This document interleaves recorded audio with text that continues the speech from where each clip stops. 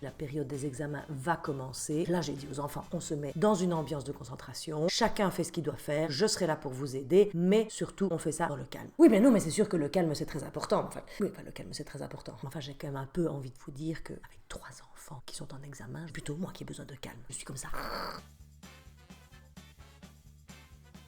Ce week-end, ça a été ambiance, en même temps, ambiance, il n'y avait pas d'ambiance. Enfin, je veux dire, si, moi j'avais l'impression que j'étais une bonne sœur au couvent, mais parce qu'en plus, les enfants veulent tous étudier près de moi. Mais je dis, vous avez chacun un bureau, un fauteuil super confortable, des tiroirs, des machins, une petite lampe. Non, c'est ma faute. J'ai été mère poule avec ces enfants depuis toujours, et ben voilà, j'ai tous des petits canetons autour de moi. Et alors, ma cuisine est une espèce de bureau. Regardez, voilà, on trouve de tout. Si vous voulez du papier collant, des ciseaux, une agrafeuse, une perforatrice, des stabilos, évidemment. Thibaut, Martin sont beaucoup plus indépendants. Thibaut, il s'y met toujours plein de bonne volonté, mais alors je ne sais pas ce qu'il fait.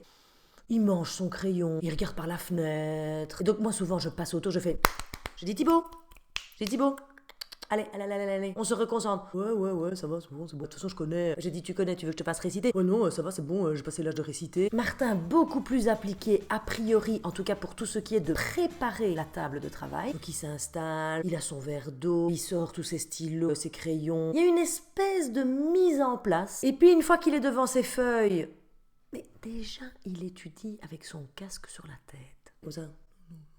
Je dis Martin, qu'est-ce que tu fais? Vous croyez qu'il me répond? Ah bah non, avec leur machin maintenant à sonoriser, je peux gueuler autour d'eux, il se passe rien. Je dis Martin. Et là il me fait ouais, quoi? Je dis mais qu'est-ce que tu fais? Je lis mon énoncé de maths. Je dis oui, mais qu'est-ce que tu écoutes? Ouais, Roméo Elvis. Je dis écoute, j'adore Roméo Elvis, formidable, merveilleux, incroyable. Enfin, pour étudier des maths, j'étudie pas, je révise. Je dis oui, chou, mais enfin, il faut quand même une certaine concentration. Vous croyez qu'il me laisse finir ma phrase? Parce que t'aimes pas que tu dis ça? Mais je dis mais pas du tout. J'adore Roméo Elvis, c'est magnifique, mais enfin pour réviser. Enfin, je veux dire Martin quand même. Vous croyez qu'il me répond? Non. Il est comme ça avec son truc. Il regarde sa feuille, il fait cette histoire me rend malade, j'ai mal à la tête. Je comprends un peu qu'il est mal à la tête. C'est comme parce que vous voulez lire un énoncé de trigonométrie avec Roméo Elvis sur les oreilles. Je connaissais Mozart qui participe à la concentration. Bon, après, il y a peut-être des études qui doivent être faites sur Roméo Elvis. Peut-être qu'en effet, Roméo Elvis permet aux adolescents de mieux intégrer leur cours de mathématiques. Je ne suis quand même pas sûre. Bon, bref. Alors, Camille, je ne sais même pas si ça sert encore à quelque chose que je vous explique, tellement Camille, elle est avec un instit qui est féru d'histoire. Bon, génial. Bon, alors évidemment, Camille, si c'était l'histoire de la mode, je pense que ça passerait beaucoup mieux. Camille était devant ses feuilles. C'est comme si on lui parlait chinois. Je dis, mais regarde, ton instit a fait une espèce de petit pense-bête, comme ça, avec des questions, vous savez, pour chaque période de l'histoire. Enfin, c'est vraiment super bien fait. Quelqu'un de très bien, ce monsieur. Et je dis, regarde, ici, dans ta question, comment s'appellent les prêtresses dans l'Antiquité gréco-romaine? Et là, elle me fait, oui, les... Donc moi, je fais, les... Elle me fait, les Vespas! Je dis le début est bon, la fin c'est un peu moins ça. Les Vestales. Oui, c'est pareil. Ah, je dis non. Est-ce que je sache, les Vestales n'avaient pas 2 roues, un beau pare-choc et un petit moteur. Bon, enfin, quoique. Bref. Donc, j'essaye de l'aider à se concentrer. Avec Martin à côté qui toutes les 2 secondes faisait... Donc, je continue avec Camille et je lui dis, regarde, voici la question. Ici, on te parle des Homo habilis qui vivent en tribu et qui sont obligés de se déplacer souvent. Ce sont des... Et là, elle me fait, des migrants. Oui. Non, mais non. Non. Enfin, en même temps, oui. Et à un moment donné, on est dans tout ce truc avec Mathilde. Et ça, je peux avoir. Écoutez, je l'ai mis devant son iPad. Ah, je lui ai mis Madame Récré, l'autre là avec ses grands ongles, là, qui présente tous les jouets. Pourquoi est-ce qu'elle se met des grands ongles comme ça? Elle ne sait même pas ouvrir les boîtes tellement ses ongles sont grands. Je peux vous dire en tout cas que Mathilde a contribué à son succès pendant tout le week-end. Je ne sais pas combien de vidéos elle a regardé, mais là, elle a dû se prendre des vues. Bref, donc on est là-dedans. Martin, mais je ne sais même pas pour quelle raison, prend son crayon et fait « T'as fait chier! Ouais, je comprends rien, c'est vraiment nul, cet énoncé de merde. » Mais à ce moment-là, moi j'avais commencé, voyez-vous, à vider mon lave-vaisselle. Écoute, lis-moi ton énoncé. Il me fait MFGH est une pyramide régulière dont les côtés ME, MF, MH, MG ont la même longueur. Non, parce que c'est un peu compliqué là pour moi je suis en train de vider le lave-vaisselle. Le carré EFGH a un côté de 6 cm et N est le point d'intersection des diagonales EG et FH. Je dis quoi? Et en étudiant le triangle FNG, expliquer pourquoi on égale 3 cm. Je dis pourquoi quoi? Oui, on, enfin en fait je dois trouver mon. Tu dois trouver ton quoi? Mais non, pas mon. Je dis c'est ce que je dis, ton quoi que tu dois trouver. Non, mon. Il est mis mon sur ma feuille.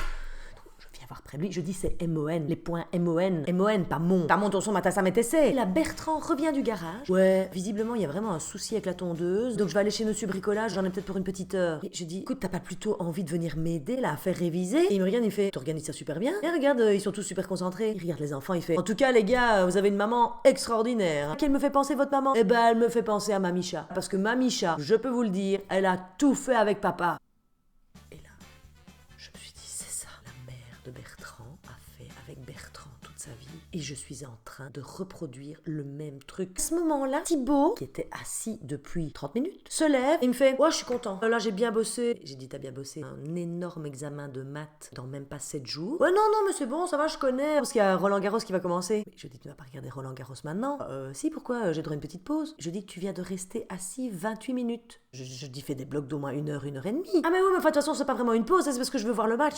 Je repense à ce que ma mère faisait avec moi. Moi, à l'époque, je voulais regarder Beverly Hills. Oh, qu'est-ce que j'adorais. J'étais complètement folle amoureuse de Dylan.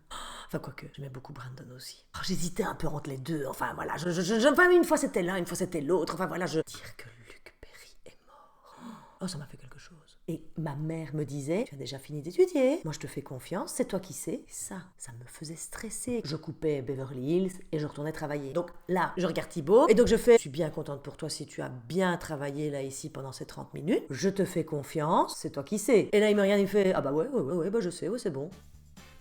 À mon propre piège. Enfin, moi, qu'est-ce que vous voulez que je réponde à ça? C'est même pas cette question-là, Thibaut. C'est qu'à un moment donné, il faut être capable de rester assis plus d'une demi-heure à table. Ouais, bah, je suis capable, regarde, là, je suis assis. Je dis, tu es assis devant du tennis. Attends, ça demande une fameuse concentration, de suivre la balle, c'est un match super prenant. Et là, Bertrand repasse. Ouais, donc, puisque je vais chez Monsieur Bricolage, donne-moi la liste des courses, hein. Je vais les faire, comme ça, toi, tu peux rester cool. Tu ris ou quoi? Je dis, mais Bertrand, mais moi, je rêve de sortir de ce cloître. C'est déjà depuis ce matin que je suis enfermée, là, ici, j'ai l'impression que je suis au couvent, avec des prieurs. Enfin, bon, il y en a un qui n'écoute pas vraiment des chants religieux, mais enfin bon, peu importe ce qu'il écoute, il est quand même visiblement concentré. Tu me laisses mes courses, hein. Moi, j'ai prévu ce petit moment-là dans ma journée. Je veux aller avec mon caddie dans le supermarché, et tu sais quoi? Je vais mettre 2 heures.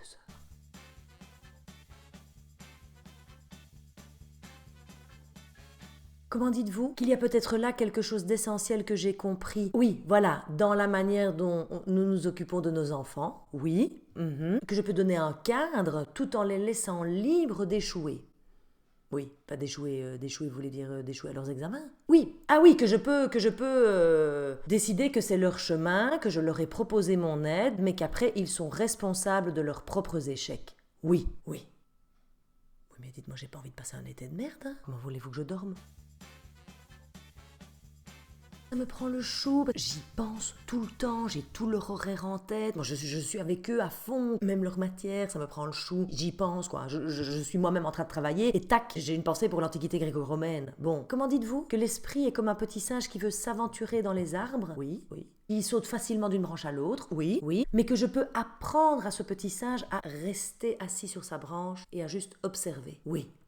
Ah bah mon petit singe, il est vachement... Dès qu'il voit quelque chose qui s'agite, il a envie d'y aller, hein. C'est comme quand il voit des bananes. Ça demande du temps et du dressage. Oui, c'est ça. Ah bah il va falloir un fameux dressage.